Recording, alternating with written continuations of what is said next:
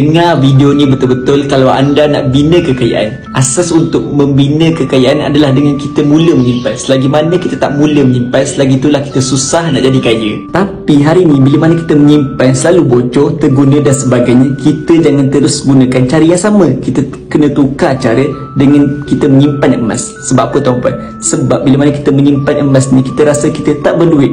Kita rasa duit kita habis, semua beli emas. Tapi sebenarnya duit kita ada, kita cuma tukarkan nilai duit kita kepada bentuk emas, ataupun kita cuma bekukan duit kita ke dalam bentuk emas yang lebih selamat, lebih tahan lama untuk jangka masa panjang. Inilah rahsia yang mana orang berjaya buat simpanan. Sebab apa tuan-puan? Sebab mereka berjaya mengawal emosi, mengawal nafsu berbelanja, dan mereka mengamalkan prinsip simpan dulu baru belanja. Hari ni kalau kita banyak duit sekalipun tapi kita tak mula menyimpan, kekayaan kita hanya setakat itu saja.